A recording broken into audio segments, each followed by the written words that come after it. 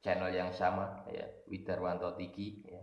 Bagi yang belum subscribe bisa berikan like ya, komen dan subscribe ya, sebagai bentuk support kepada kami agar kami senantiasa bisa tumbuh dan berkembang, memberikan edukasi yang positif kepada teman-teman semua, berbagi ilmu dan tips sehingga kita bisa saling berbagi.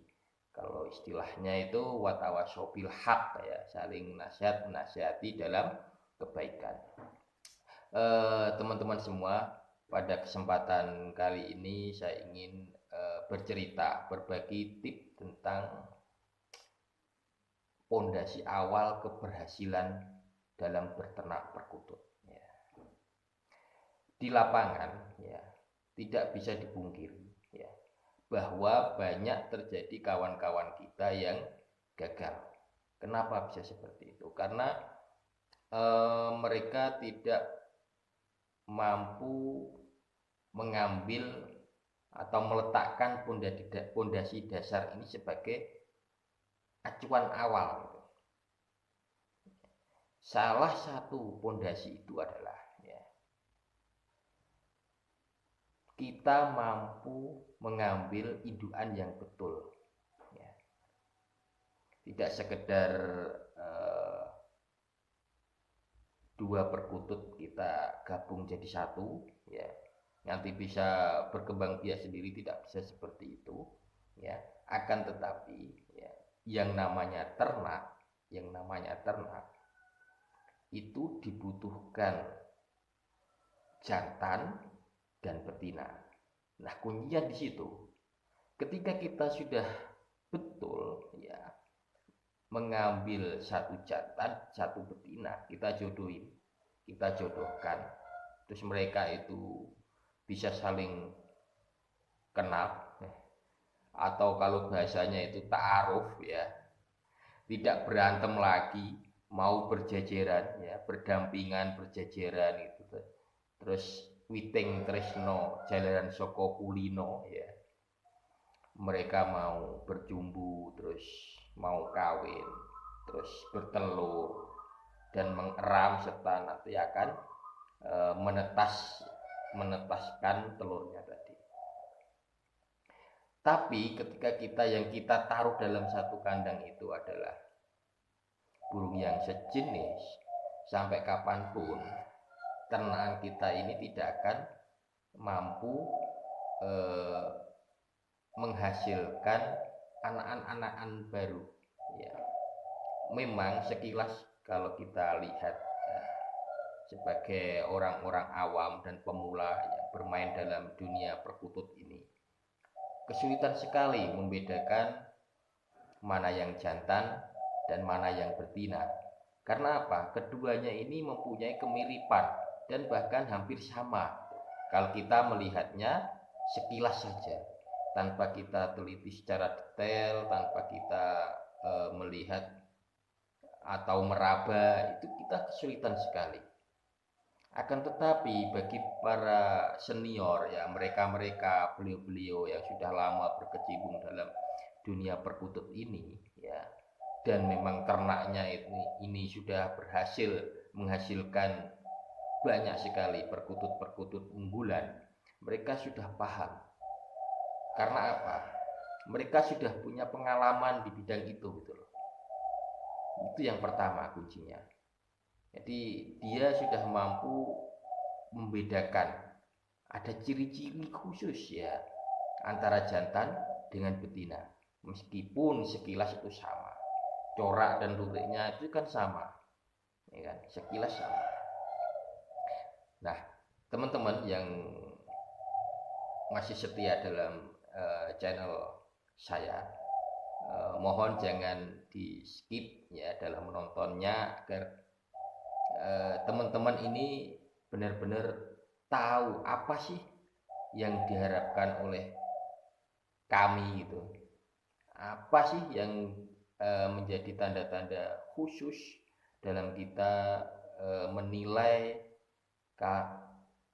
apa itu namanya, oh ini perkutut jantan, oh ini perkutut betina, itu dari apanya sih? Baiklah kawan-kawan semua yang masih setia dalam pada channel kami, saya ingin memberikan tips ya. Kalau kita melihat sekilas ya bahan yang hendak kita jadikan indukan ya, kita jajarkan. Kalau memang ini kedua perkutut ini adalah jantan dan betina, maka yang jantan ini cenderung lebih agresif ya, lebih agresif, terus tatapan atau sorot matanya itu terlihat lebih tajam. Dari segi penampilan body dia lebih panjang daripada yang betina. Itu kalau kita melihat secara sekilas. Untuk lebih detailnya lagi ya, teman-teman semua bisa mengambil salah satunya, diperiksa satu-satu.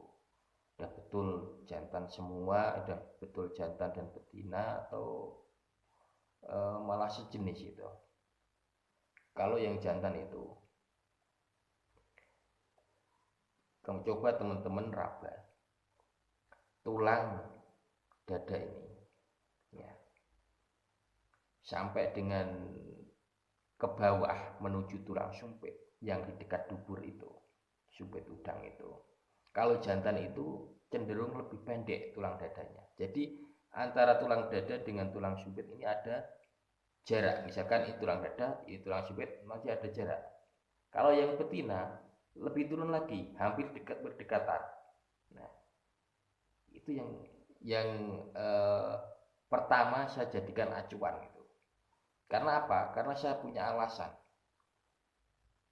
Tulang dada ini yang pada betina itu kurang lebihnya bisa menjadi salah satu pelindung telur ketika sang betina ini sudah mengandung telur ya. Jadi nggak mudah rusak, misalkan pas terbang terus ada insiden tertentu itu, takut terus nabrak kandang atau apa itu, dia nggak rusak.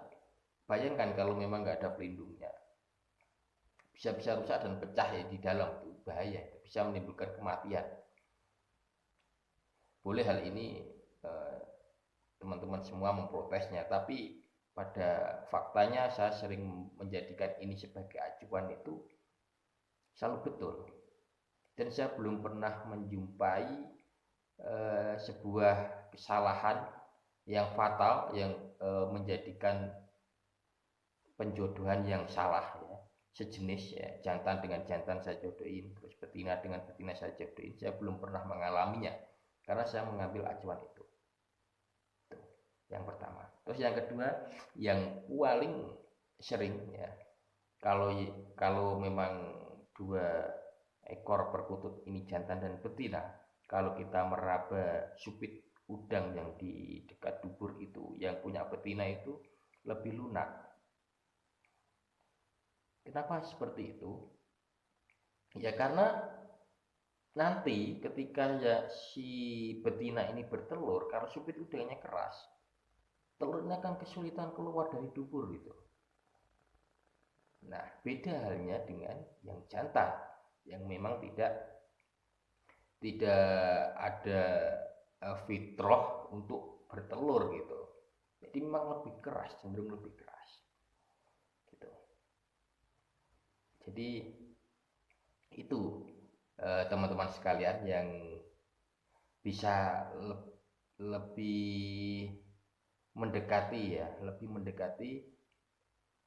keakuratan ya, daripada kita melihat, kalau kita melihat di Google itu kan, di bah Google itu kan, kalau jantan sorot matanya seperti ini itu tidak, itu berhubungan dengan karakter ya, berhubungan dengan karakter. Betina yang punya karakter jantan juga banyak, ngelanangi ya bahasa Jawanya itu. Dan sebaliknya, jantan yang punya karakter seperti betina, kalem, sorot matanya nggak begitu tajam, dan juga banyak gitu. Nah, untuk jelasnya kita raba sesuatu apa itu organnya, sesuatu yang menjadi reproduksi mereka. Tuh, itu lebih akurat.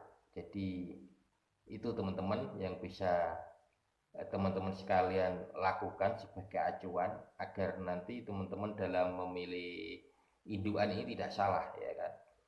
Ketika kita salah memilih indukan, satu jenis kelamin kita gabungkan, ya kan, kita satukan dalam satu kandang ternak, terus ternak kita nggak produk-produk, terus kita akhirnya timbul sebuah keputusasaan, ya.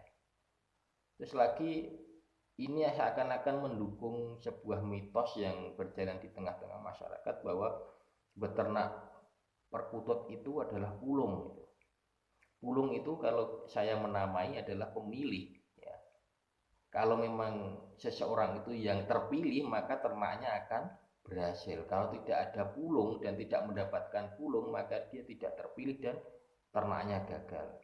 Nah, ini menurut saya kurang tepat gitu. Karena pada hakikatnya perkutut itu juga binatang yang pada fitrah penciptaannya juga butuh perkembangbiakan, ya. Sehingga ketika ternakan kita ini belum berhasil dan masih gagal dan gagal, maka teman-teman jangan putus asa.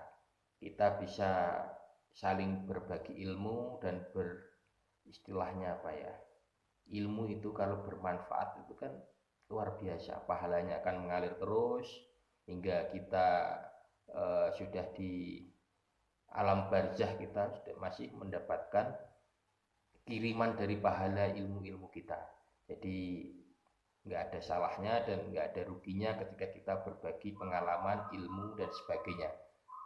Jadi kita fastabil khairat dalam hal tersebut. Jadi saya kira cukup sekian dulu teman-teman. Mudah-mudahan bermanfaat bagi kalian semua. Kurang lebihnya saya mohon maaf. Wassalamualaikum warahmatullahi wabarakatuh. Sukses untuk